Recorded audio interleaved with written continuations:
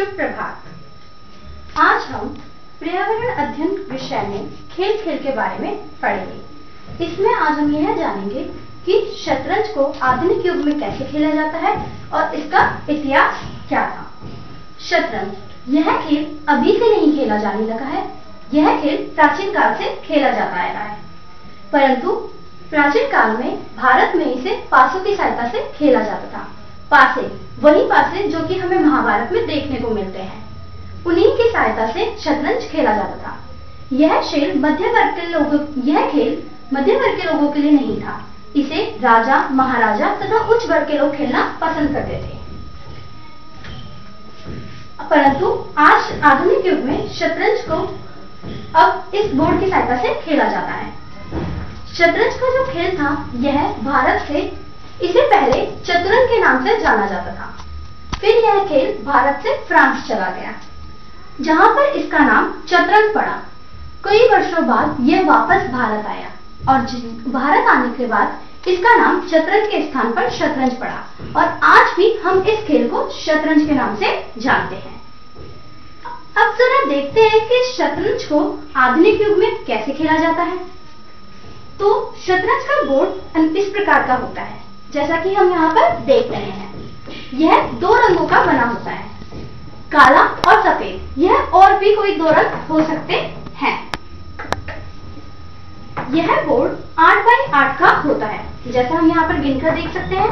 1 2 3 4 5 6 7 8। 1 2 3 4 5 6 7 8 8 इधर है और 8 इधर है। इस प्रकार इसके कुल खाने हो गए 64।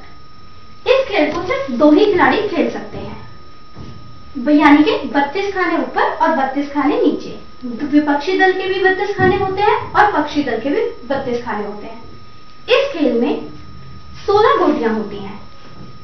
एक राजा, मंत्री, 2 ऊंट, 2 घोड़े, 2 हाथी और 8 सैनिक होते हैं। अब हम ये देखेंगे कि हर जो गोटी है या हर जो यहाँ पर हमने देखा है ये किस प्रकार अपनी चालें खेलते हैं। तो हम यहाँ पर शुरुआत करेंगे राजा से। राजा को गिनकर 1 2 3 चौथे खाने पे या फिर एक और बाएं चल सकता है। राजा को एक कदम से ज्यादा चलने की अनुमति नहीं होती है। इसके बाद हम देखते हैं कि उनका मंत्री या फिर हम इसे वजीर भी कहते हैं कि वजीर किस तरह कार्य करता है। अगर राजा 5वें खाने पे खड़ा है तो मंत्री उसका चौथे पे होगा। इस प्रकार जो मंत्री होता है हमारा, वो सामने सीधा जब उतना आगे जा सकता है जब तक कि कोई अन्यथा कोई गोटी सामने ना हो। पीछे, दाएं, बाएं, तिरछा, सभी प्रकार की चालें चल सकता है। मंत्री एक महत्वपूर्ण रोल अदा करता है शतरंज के खेल में।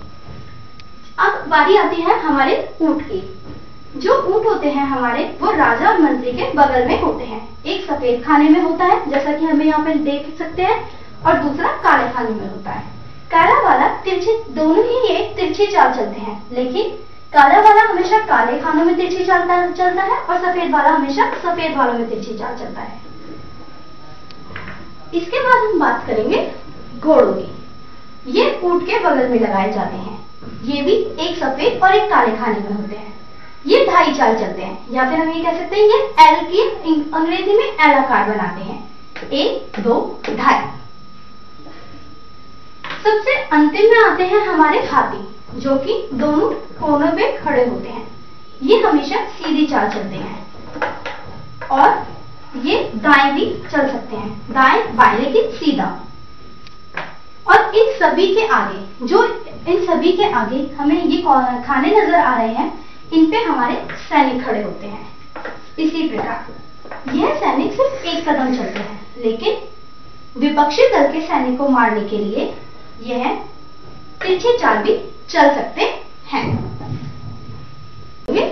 घोड़ों की, ये ऊंट के बगल में लगाए जाते हैं।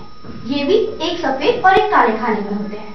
ये ढाई चाल चलते हैं, या फिर हम ये कह सकते हैं ये एल की अंग्रेजी में एल आकार बनाते हैं, 1 2 ढाई।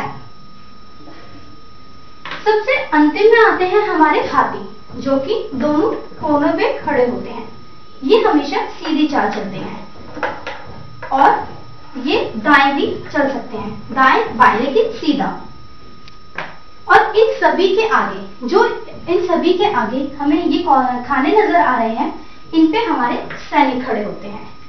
इसी प्रकार यह सैनिक सिर्फ एक कदम चलते हैं, लेकिन विपक्षी दल के सैनिक को मारने के लिए यह तिरछी चाल भी चल सकते हैं। ये तो था हमारा शतरंज कैसे खेला जाता है और किस प्रकार इनके जो गोटियां हैं वो चालें चलती हैं। अब बात आती है कि शतरंज की समय सीमा क्या है। शतरंज को खेलने की कोई समय सीमा नहीं होती है। यह खेल कितने भी समय तक खेला जा सकता है। तब तक यह खेल समाप्त नहीं माना जाता है जब तक कि विपक्षी दल का राजा मर ना जाए। अब बात आती है कि विपक्षी दल का राजा मरता कैसे है। विपक्षी दल के राजा को दो तरीके से मारा जा सकता है। पहले हम उन्हें शह देते हैं। शह का मतलब होता है कि विपक्षी दल के लोग उन्हें बताते हैं कि हम आपको अगली ही चाल में मार देंगे, लेकिन अगर आपको आप बच सकते हो तो अभी आप बच लो, इसके बाद हम आपको बचने का मौका नहीं देंगे। और जब विपक्षी दल के लोग ये कहते हैं कि शह मार, तो उसके बाद ये होता है कि उसके बाद राजा कहीं नहीं जा सकता, वो कहीं भी जाए उसे मरना तो निश्चित ही है। और शहमात के बाद हमारा जो शतरंज का खेल है वो यहीं पर समाप्त हो जाता है और जिसने शहमात दी है वो जो पक्ष है वो जीत जाता है।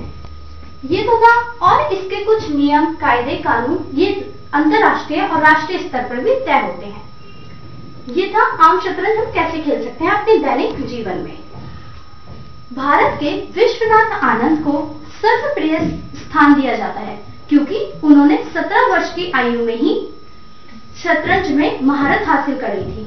उन्हें 17 वर्ष की आयु में ही ग्रैंड मास्टर की उपाधि मिल गई थी। इसी प्रकार वो हमारे भविष्य के शतरंज खेल के भविष्य के एक उभरते हुए सितारे के रूप में हैं। ये तो था हमारा शतरंज के बारे में थोड़ी सी जानकारी। तो अब हम उम्मीद करते हैं कि इसके बाद हम शतरंज बड़ी आसानी से और सभी नियम कायदों को मानते हुए खेल सकेंगे। धन्यवाद।